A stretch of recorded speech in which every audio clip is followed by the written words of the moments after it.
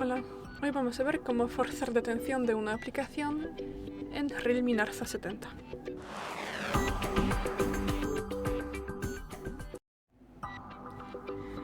Bueno, pues al principio vamos a abrir una aplicación y luego vamos a forzar su detención. En mi caso será por ejemplo Facebook. Es YouTube.